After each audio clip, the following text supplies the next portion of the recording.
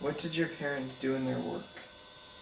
What was their job? My father was a physics teacher, and he also taught earth science, meteorology, about the weather, and it's more than the weather. It's earth science. And what else did he teach? I think he taught some chemistry. So he was a science teacher. Science. And he eventually became the chairman of the science department in a high school in New York City. What high school? Well, he taught for many years at Tilden. He became the chairman at Wingate. You know Wingate?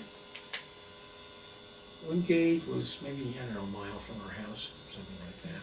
Tilden was like half a mile. So, for him, my father worked very, very hard in his lifetime.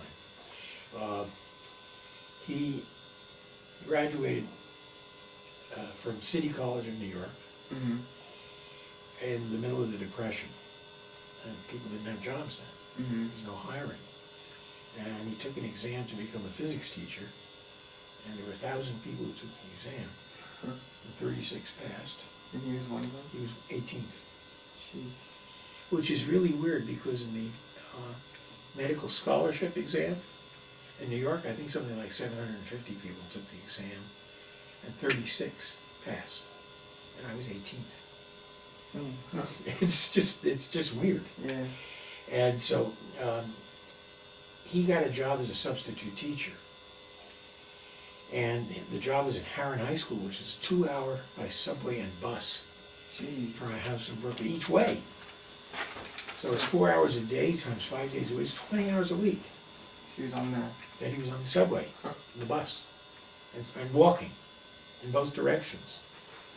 So he had a hard time with that, and the weather wasn't very good. And the subways were packed, it was a pretty steamy type of place. It wasn't great. Yeah. So in the end, when he came to Tilden High School, his life got a lot easier, and then he became a chairman again in Brooklyn. So, but he had an opportunity that he was going to work for the U.S.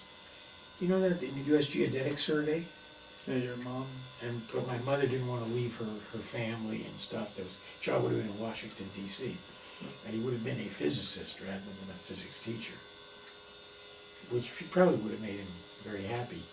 Although he became a good teacher and was very, very conscientious as a teacher and did a very good job. And years later, students would write to him and say that he inspired their careers. Cool. Yeah, so it was good. My mother actually went to work. She was at home raising kids. And she went to work during World War II when she became afraid my dad might get drafted. And so she had been taking a secretarial course, and she got a job as the principal secretary.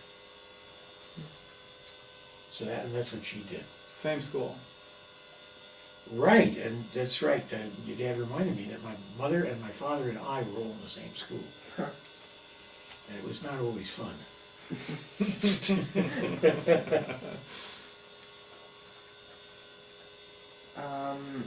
What was your favorite subject in school?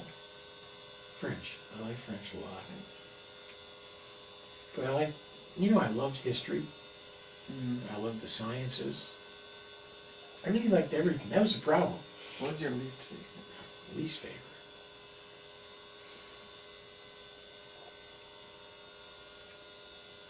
Maybe typing.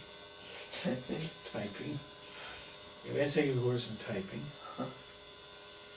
That wasn't that bad. What didn't I like? Then there had to be something.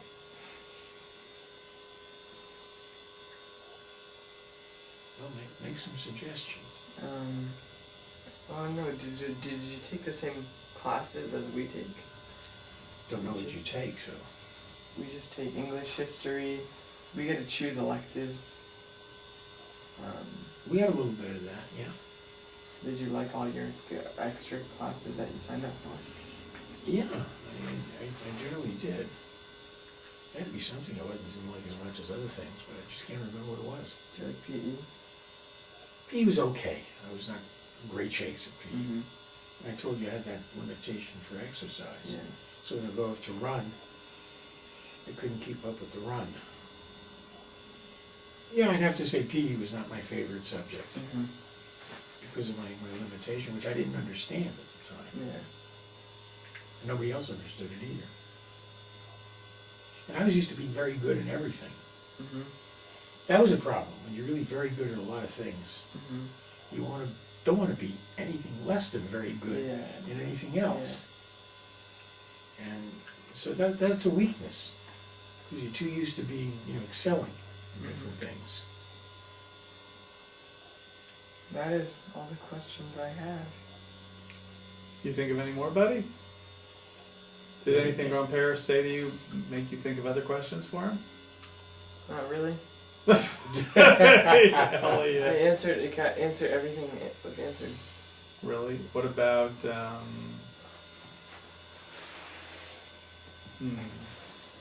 You asked a lot of good, I thought he asked a lot of good questions. Yeah, I think this was a very good interview. Yeah. You didn't ask,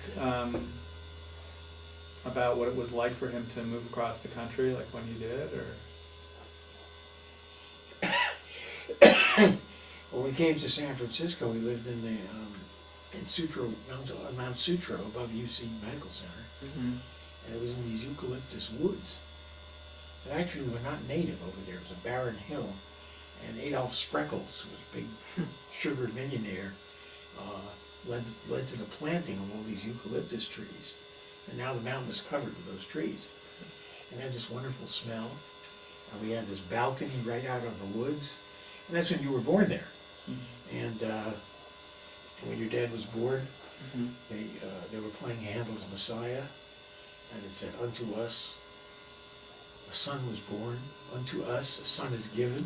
And anyway, he made his appearance that day, that evening. So, and it was very nice there. It was kind of misty because, the fog comes in. Yeah. And so you kind of look through the fog, and you could see in the Mission down the hill, Mm-hmm. the sun was shining. That was really kind of strange. I mean, I'd never been in a place like that. Mm-hmm. We had a different climate every few blocks. So that was very, very interesting. Couldn't you smell the Hershey's chocolate from your house? That's here. That's here. That's the guitared chocolate place. It's in Burlingame. Burlingame. But you moved to, next you moved to San Bruno. But wait, right? there was Giardelli, and Giardelli was working at the beginning. We could smell the chocolate when we went down there. Oh, really? But not from the house. Not from the house.